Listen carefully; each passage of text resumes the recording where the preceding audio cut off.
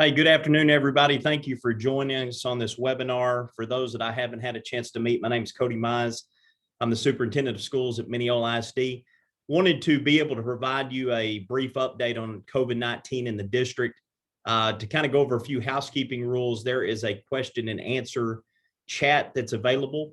I know you guys aren't able to unmute yourself and respond like a typical Zoom meeting. But if you would please type that question in the question and answer section.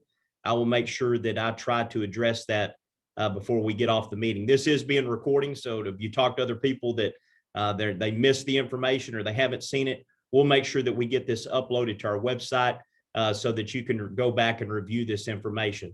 So just to kind of start, let me give you guys a rundown of where we are as a district and what we're dealing with. I know that this is no shocker to you, that you've seen the information, you've seen the data, that we're currently in the highest levels of COVID-19 spread in our community since the very start of this pandemic back in March of 2020. January of 2021, we saw pretty high levels during that time. And then of course, things began to taper off. And if you remember, in our district, we made mask optional for our students and our staff on March the 29th. And we had one positive COVID case after that period. And so, things were really, really good. And then all of a sudden, the Delta variant comes around and things begin to change. And so we've seen a tremendous uptick in cases, not only in our community, but also in our school. I wanted to share with this screen with you so you guys can see this.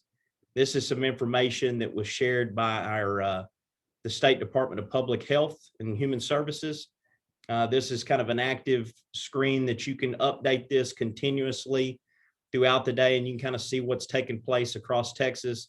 Current estimated active cases, 301,560 around the state. I've kind of dialed in on Wood County so that we can see that. And from what they're estimating, our Net Health Human Services here in East Texas, they're estimating 1,423 active cases in the community. So this spread is at all-time highs. And to kind of show you another graphic that they used and kind of how they determine this latest info, and it's this top graphic right here. You can see for the week of August the 27th through September the 2nd, the cases are up tremendously in the area that Net Health covers. And so they've labeled that substantial community spread. So I know you guys realize that. You've seen this on the news. That's no secret to you. Hospitals are nearing capacity.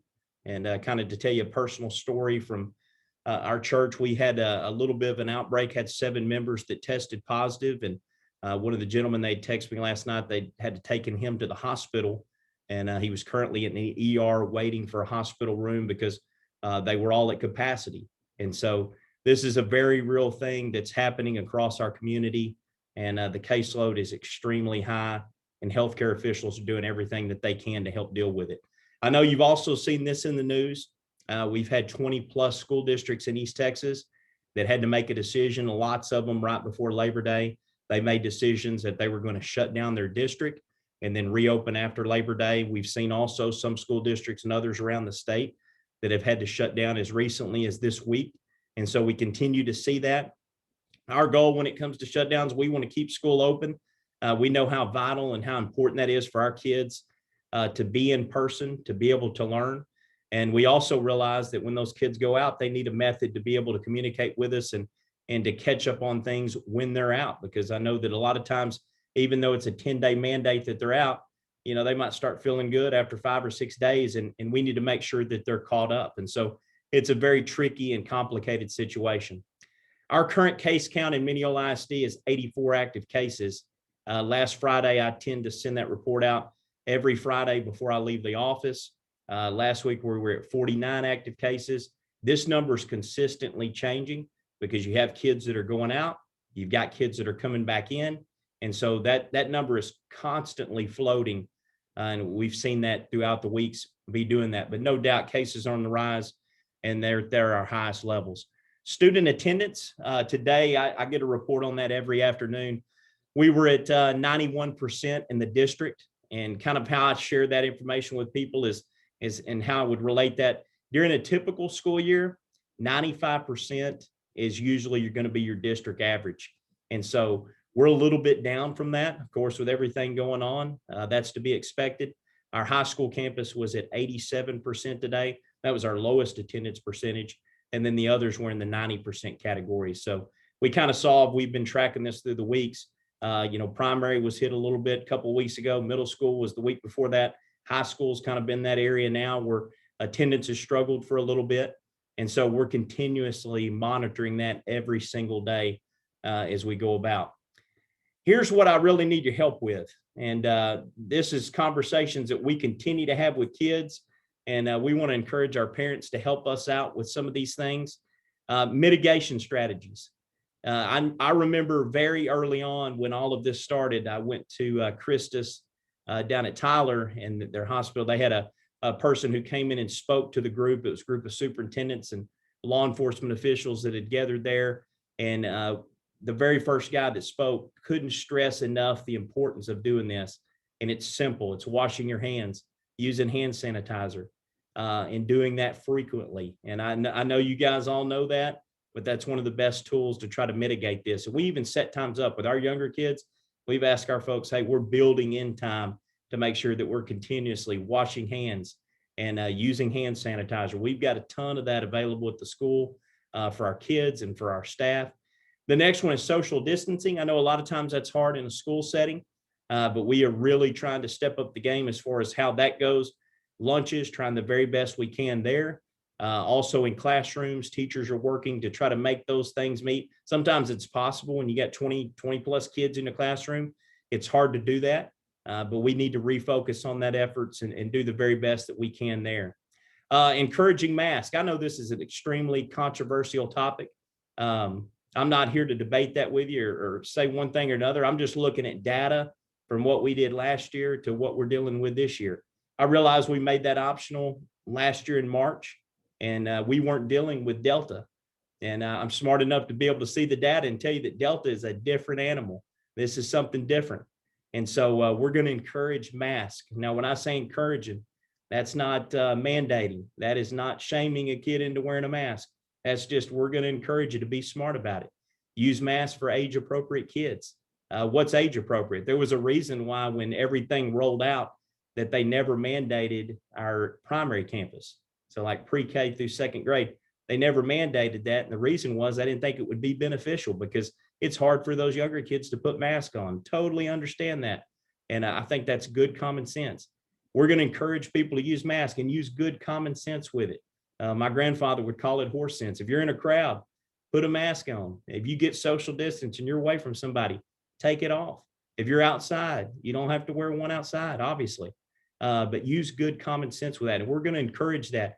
And I've talked to our leadership, our superintendent's cabinet, about really setting the stage with that and making sure that we're leading by example when we go into those areas that we're doing some of those things. It's not a mandate, but simply an encouragement that we would need your help on. The next thing is communication. I can't stress that enough. We have got to communicate and stay on top of these cases. I'm going to talk about this a little bit later when we get into, hey, I've got a positive case, what I need to do next. And we'll talk about that here in a second. Get tested. And we have a lot of tests available. We use the Abbott Laboratory Bionex test. It's 98% effective. And so you're going to find out whether or not you're positive or you're negative in about a 10 to 15 minute time frame. And I've said since day one, since we started getting testing capabilities here in the district, I've really believed that that was the way that was going to help us keep the doors open and not only keep our doors open, but be able to communicate to our staff and to our students, and most importantly, their families, whether or not they're positive or they're negative, so families can make appropriate decisions with that information. So we have that capability. The testing form, if you guys have seen that or you haven't seen it, some of y'all have already filled this out. You've done that. It's a simple consent form to be able to test. It's a really simple, quick, and easy process. And so we've got that capability here. I know sometimes you get over the weekend and you might need to go to an urgent care or go do this and get a test. Provide us with that information. Make sure that we have that information and we can see that and make sure we communicate that information out, okay? Transportation.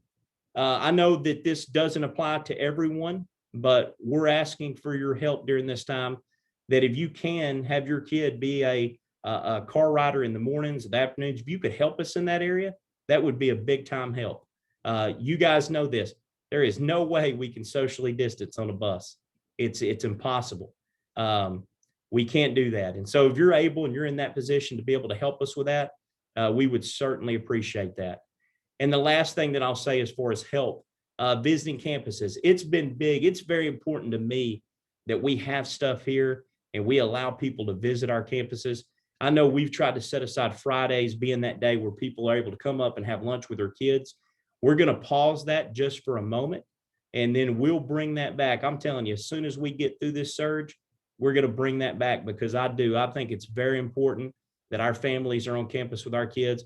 I love having parents come up, grandparents come up and eat with our kids, but we're going to pause that right now until we get through this surge. Okay. Last thing I'll share with you.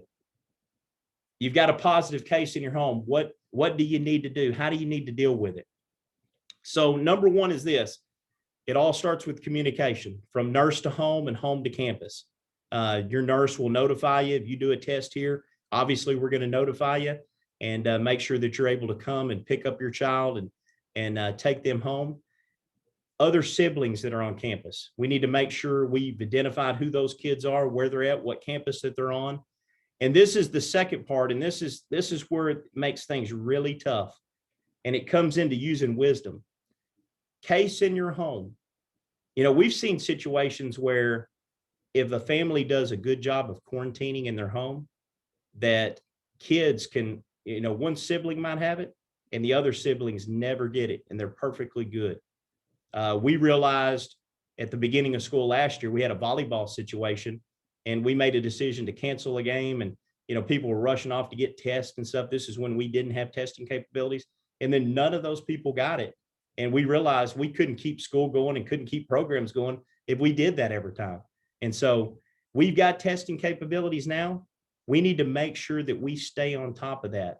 And that's communication with your children. If you've got the means to quarantine in your home when you've got a sick child or somebody who's positive, if it's husband, wife, grandma, whoever that may be that's living in the home, if you can quarantine and do that well, we can test and you can still send your kids to school if you make that choice. Some of you may make the choice and say, hey, listen, we're in a situation where we can't really quarantine. I was talking to a friend last night. They live in a travel trailer right now. They're in the process of buying a home. And he's like, man, we can't quarantine. There's no way we can. And so if you're in that situation, it probably makes best sense. Hey, let's hold the kids out and let's make sure we get all through this, and then we'll come back to school. So it's using good common sense. It's using wisdom in those situations and allowing us to test and constantly communicating that information between home and school. Positive test.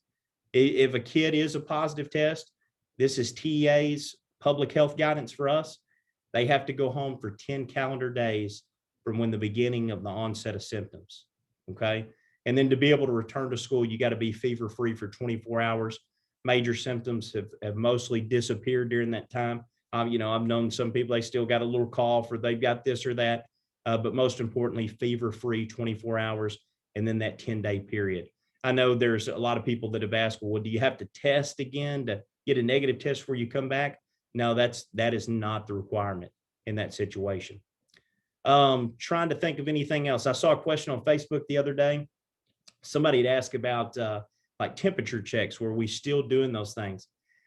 We did temperature checks during 2020 and 2021, the school year. We tested every bus rider that jumped on a bus.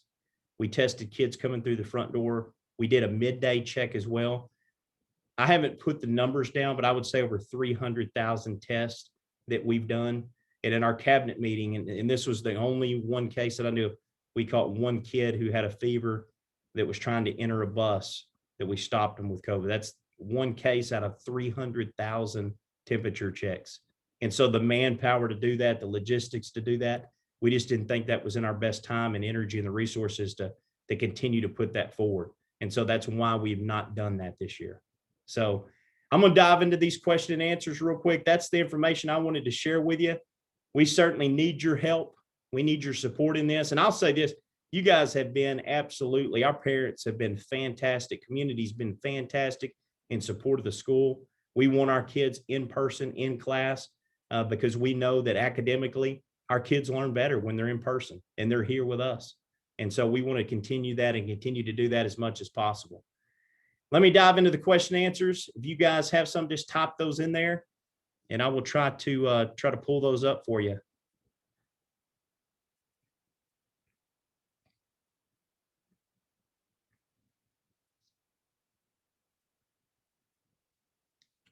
So just to answer some of the questions that I've seen, lunch for kids tomorrow. Great question. No, we're going to allow that for tomorrow. I know there's people that have already made plans. We're not going to pull that off for tomorrow. We'll start that next week. So that's a great question. We'll crank that up next week. Of a family with 4 kids that attends Mineola, one of them tests positive, do the other children still keep attending school or stay at home? So that's a great question. That's going to come back to some of that wisdom. If you're able to quarantine in your home, if you're able to do that, I think you can quarantine and still communicate with the nurse. Communicate with your kids. Are they having symptoms? Are they not? Get tested. Monitor that stuff closely, day in and day out. And, we've seen great examples. We've seen a lot of examples where people really quarantined well in their home and then stayed on top of things, and the other kids in the home never got it. But if you're in a situation where you can't quarantine, then that's a major problem, why not mandate masks? Seemed very effective last year. That's a great question. It's against the law to mandate masks. I know you've seen some other districts that have done that. There's some districts that are starting to rescind that. It's illegal to mandate masks from a government entity. So the Attorney General's office is in the process. There's some districts that are actually being sued through that process. And so we can't mandate them. We can encourage them. Will absences be held against the child who misses school because of COVID during quarantine? No, we understand this is a public health crisis. We want our kids here, but we will certainly, when it comes down to attendance, you've got a campus attendance committees that will look at that information and if they've been out during COVID and during quarantine, we're totally understand that. We're going to work through situations like that. Can students only get tested by the school? We highly recommend it. It's free to you. I think it's a great resource. You're going to know really quick. I know some people, they go get tested. It's a couple of days before they hear of anything. And so it's a free resource for you. You can get tested here. With the little ones, I know that our nurse, I know Brandy, she's asked for a lot of times the parents to come up and be with them during that process. It's not very invasive at all. As a matter of fact, I had to have a test Sunday morning before I went to church. And then I had another test Tuesday afternoon just to be on the safe side for a meeting that I was going to go into. And so they're not very invasive. They're easy to do and you get some fast results. I heard the swab tests are not good for your child. Have you heard this? No, ma'am. I haven't heard that one. If a student has a negative test and it's not been 10 days, are they allowed back on campus? Yes, you don't have to have a negative test to come back on campus. Quarantining process. Actually, if you've had a positive test, you've got to be out 10 days, 10 calendar days. So make sure we got that one right. Grandparents week still on. They're going to push that back. We're going to have it. We're just going to delay it for a little bit. Angel, to answer that question on face mask, it's encouraged, highly encouraged. If you've got a child that's age appropriate, elementary, middle school, high school, and I'd encourage them to bring a mask with them. I brought mine. I've got mine right here, and it's I've started to wear that again. And I know it's uncomfortable, but I think it's important we do what we need to do during this time. How many cases before the school would shut down? That's a great question. The old days with the flu, it was 10% off your average daily attendance. So, like I said, in a good school, you're 95% in the district. So if you got to that 85% mark, that would be real questions to where you shut down at. The only deal on this is a lot of times people would shut down for 2 to 3 days. In this case, when you got COVID, you're looking at 10 days people are out. So it doesn't do a lot to help them there. I've always said, as far as shutdowns go, it'd probably be staff related. I think that's the big issue. Will employees be required to wear masks? We can't require them to, Johnny. It's illegal for us to do that, but we're highly encouraging that. And so, and when I say highly encouraging, we're not, we're not shaming somebody into wearing one. We're not guilting them into wearing one. We're just highly encouraging it to be done. We don't want our child tested. Did the COVID testing consent come in the enrollment packet? And I don't think it wasn't in the enrollment packet, but it's, if you need to be tested, we've got that for you right on spot.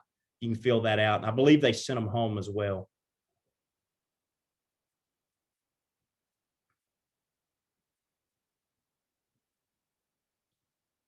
Sarah, good question on the lunch tomorrow. Yeah, it's still going to be on for tomorrow. We'll start that next week. I know people have already made some plans, and we'll start that next week. Can students ride with parents instead of the bus to band events such as football games? Johnny, we hadn't touched on that yet. I know we've done a good job. We've taken extra buses for like our band kids when they traveled out of town events. We're taking extra buses so they can try to social distance as much as possible. That might be one of those situations, we've got air conditioner on them now where, you might be able to throw a mask on if you can't social distance. It might be the best thing there. Is picture day still on for next week? Yes. Yeah. Picture days. That's going to stay the same. We're good there.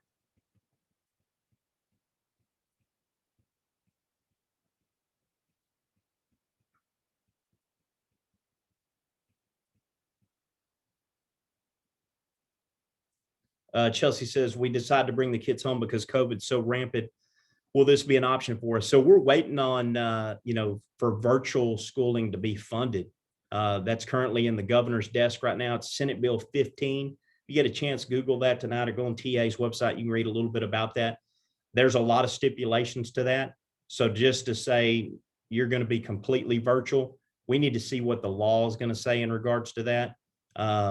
And we'll have to revisit that at a later time. But keep your eye on that bill. That's Senate Bill 15, Chelsea, if you want to Google it. Sarah, gotcha.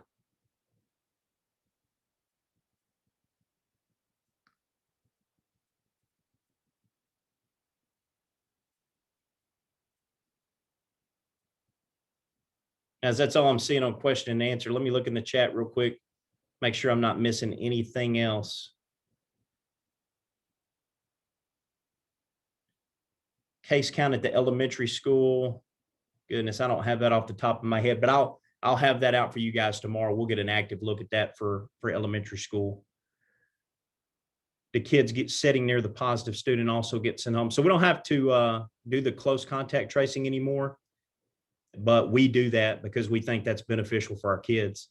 We think that's good for their families. That if somebody's been a close contact, we contact those parents and make sure that they know that they've been sitting by someone who may have been close contact. And then it's good just to fall back into that communication. Talk to them, watch for symptoms. You've got options for testing. We have all those things in place. I just want to say my son said he would test at school versus the nosebleed at the ER. Gotcha. Yeah, and our nurses, they do a good job. They've done a lot of them. I think I'd asked them today how many tests we've done. 1,500 so far since we started this. Done close to almost 500 this school year. So it's a good resource for us. High school is at 87%. And I'm sure that number is we're praying that's going to continue to go up. Well, we watch it close, Bobby. We watch that every day.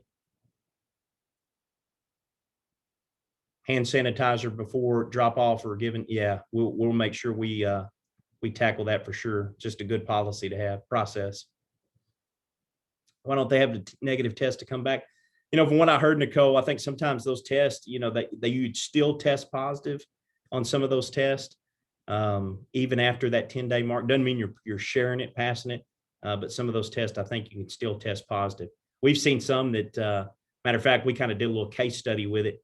We had someone who tested positive, had symptoms, tested them every day, and at the 3-day point, they were tested negative, and then started feeling better, of course. But yeah, but some of them, they do test positive even after that 10-day point. That, from everything we've understood, they're not spreading during that time. Middle school, I'd have to check on that. I know their attendance today, Mar, was 94%. Melissa, home test. I mean, yeah, I mean, we'll take that, but feel free to use our tests. They're free, and that'll save you some money, and you can get a nurse to do that for you. But yeah, I know people that we've known some that had to test over the weekend just to get, because they needed to know right then. And so totally understand that. We'll take that. Just send us, make sure you document that with us.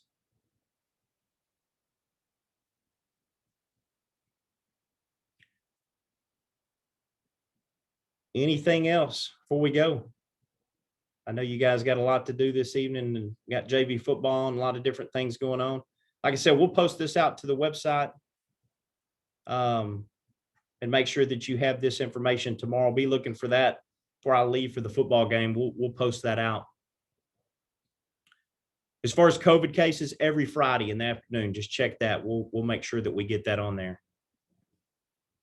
Recap, we'll make sure we post this online. I recorded the webinar for us, so we'll be able to get that out.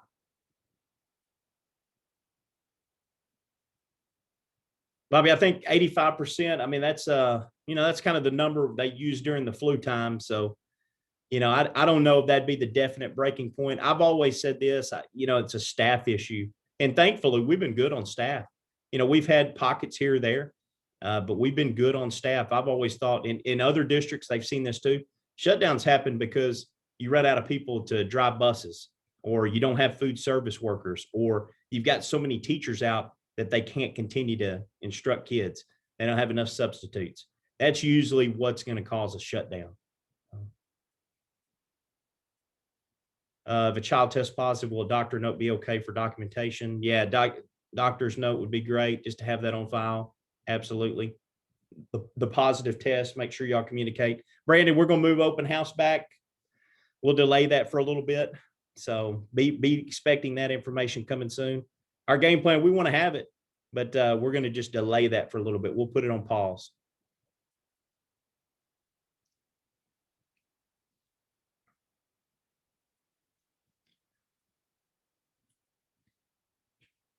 Anything else?